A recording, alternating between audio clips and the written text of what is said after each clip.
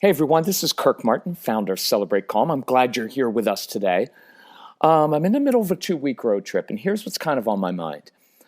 I'm concerned because everybody comes out to the workshops, and I do phone consultations, and we've always been about giving really good strategies, right? Like, how do you help a child with his homework, right? How do you stop a meltdown right in the middle of it? How do you lead your child to calm? All those things I love, love, love doing. Social skills, building social skills. How do you help with anxiety? I have great strategies for all those things, and they will work. But you know what's really striking me is this. For a lot of us, and a lot of the parents that I'm talking to, it's not about strategies and tactics. It's about actually rebuilding or actually building and saving your relationship with your child. I'll give you an example. Here's some things I just heard from, this is a good mom. Look, you're all good moms and dads. But see if you can hear beneath the surface. The parent of a 4.5-year-old, here are my goals for my son. I want him to be able to apply himself to realize his potential. He's 4.5. He shouldn't be applying himself. You shouldn't be talking about potential of a 4-year-old or a 6-year-old or an 8-year-old. And to be quite honest, when I hear parents talking about my teenager isn't living up to their potential, all I hear in all of that are all of these expectations of the parent and a burden that's on you as the parent to think, oh, I have to fashion and somehow create a successful child. And he's not making the right decisions now. So we have to course correct, and we have to make him do this, and we're going to apply consequences and bribery and threats to try to get him to live up to his potential, right? And it doesn't work. And what happens is you will put so much pressure on that child. You will lecture so much that child will begin to internalize that there's something wrong with me, and my parents don't even like me, and nothing I do is good enough, and they like my brother and sister better because they do so well in school, and they'll start to shut down. And by the teenage years, all the parents of teenagers, this is what we're dealing with. Kids who are unmotivated. They've just shut down. They're resistant. We have to check their homework. We have to tell them what to do all the time. They're getting addicted to video games. And what's hitting me is it's not just about strategies. It's about literally saving your relationship with your child for this reason. Your child's behavior, your child's entire attitude will change, not by applying just certain techniques or consequences. You know, consequences don't even work with these kids. It's about the relationship. When your relationship changes with your child so that you fully accept him as he is. Look, until you radically change your objectives, your attitude towards your child, how you view your child, because look, I can see it in the 4.5-year-old all the way to the teenager. You're already viewing the child as, well, he's less than. He's not living up to his potential. He's not applying himself. He's unmotivated. Well, you know what I'm going to say if I'm the child? Go screw yourself. Screw you. According to his standards, right? No matter how much I do apply myself, I'm never going to live up to those standards. So you know what I'm going to do? I'll shut down. And if I'm a little kid and I can sense that pressure already, and I'm only 4 or 5 or 6 or 7, and I should be playing and being curious, not living up to my potential, man, I'm going to shut down. And I think that's what's happened with most of your kids, that it's about saving your relationship, but that's going to take a radical shift in how you view them. And you're going to have to change and control your anxiety about their future.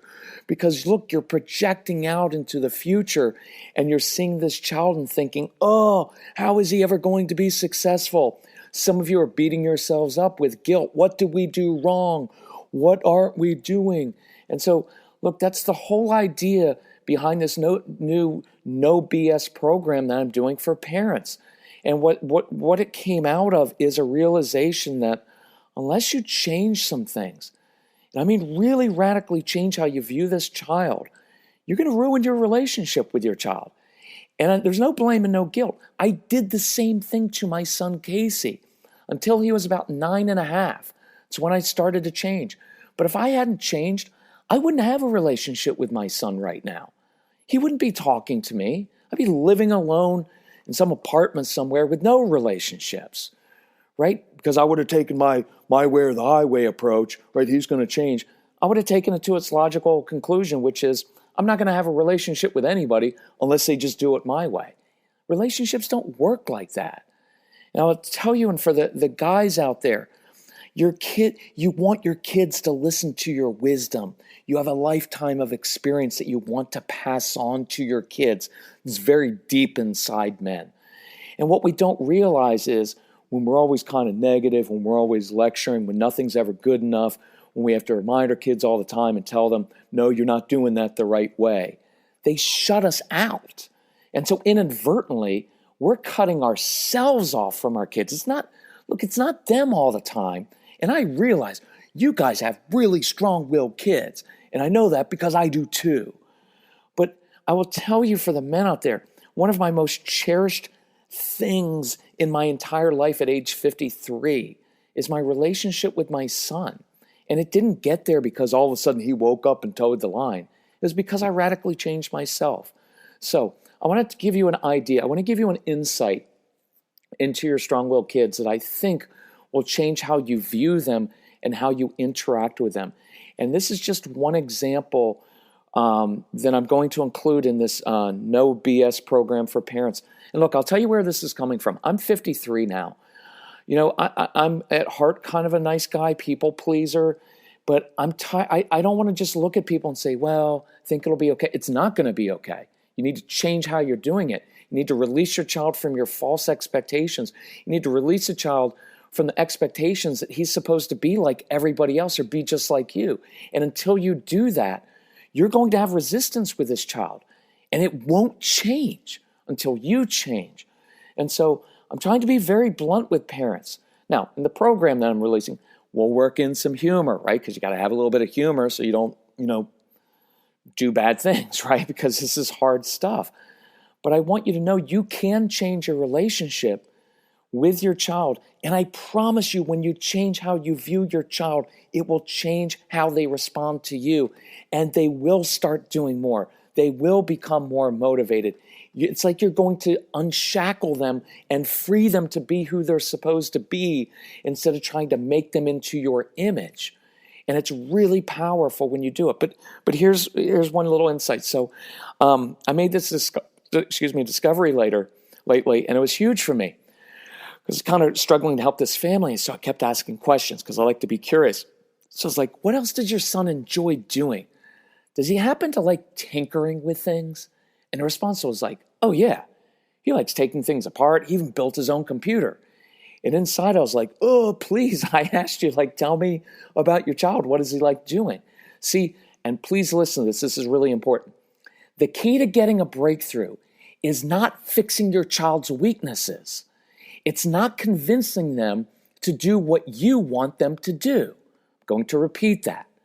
The key to getting a breakthrough is not fixing your child's weaknesses. It's not convincing them to do what you want them to do. The key is building on their strengths, on their natural abilities in order to solve their own problems. See, we're taking it from, I'm the parent, I can see what's wrong, I'm going to come in and fix all these weaknesses, right? So I'm going to hire all these people to fix everything that's wrong with you. Or I'm going to lecture you and I'm going to reason, I'm going to give consequence, I'm going to take things away, I'm going to bribe you, I'm going to try to convince you to do what I want you to do. And you've done that for 4 years, for 7 years, for 10 years, for 15 years, for 17 years, for 23 years. It hasn't worked and it's not going to work. The key is to build on their strengths and use their own abilities to solve their own problems. See, this is a kid who argues all the time and he's always pushed buttons. You have that child.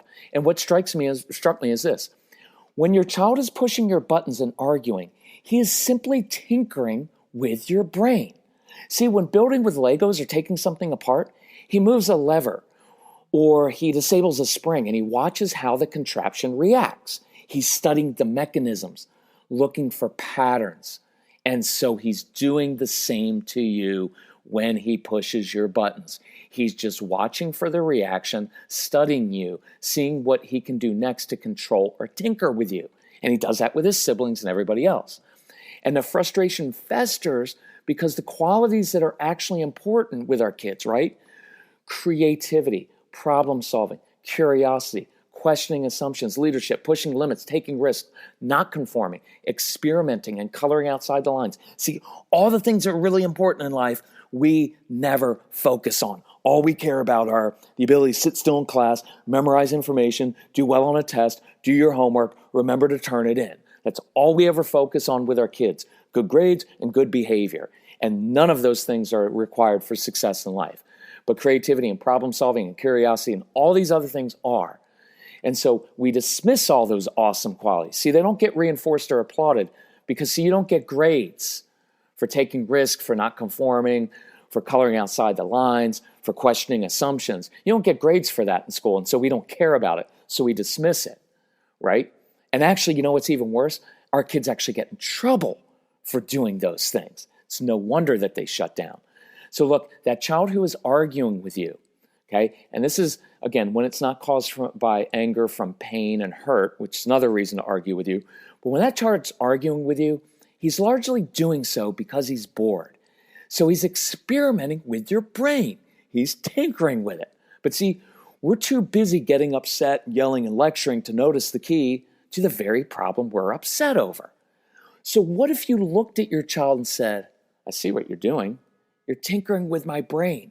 You're tinkering with my emotions, just like you tinker with Legos or mechanical things around the house.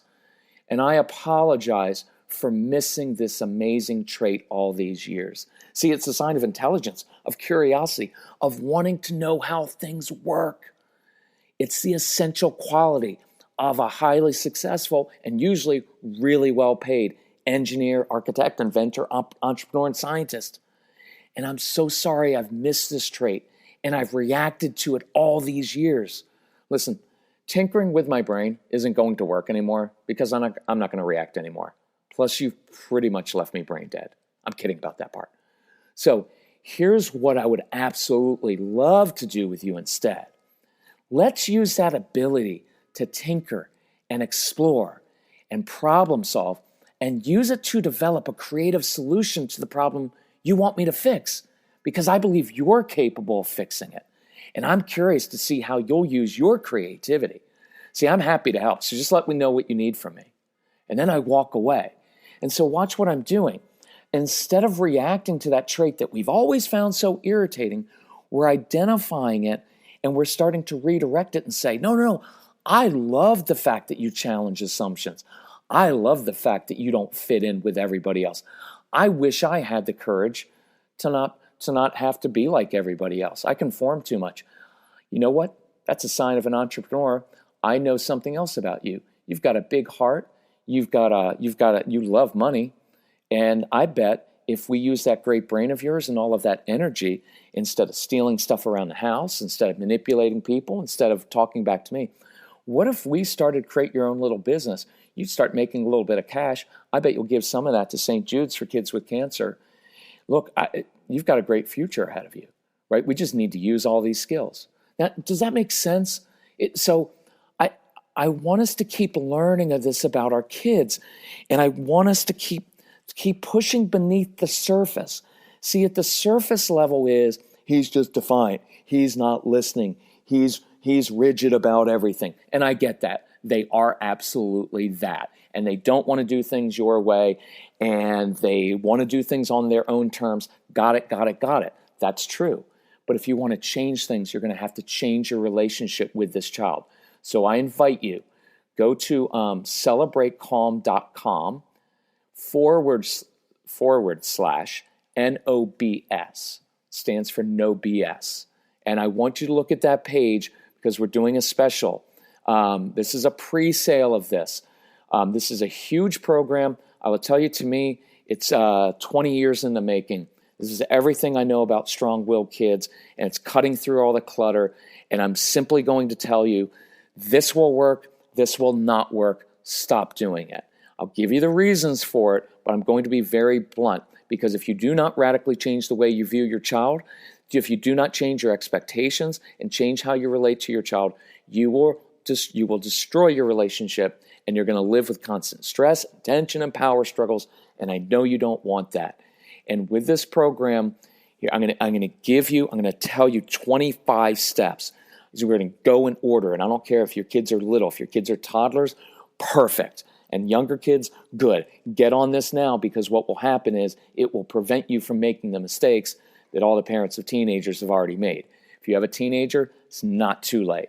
Not too late at all, because you're in the prime position where your kids can actually get this. So when you go and you begin to change, they will get to see you change right in front of them, which is an awesome, awesome thing. So look at that page. If you need help with anything, email Casey, C-A-S-E-Y, at celebratecalm.com.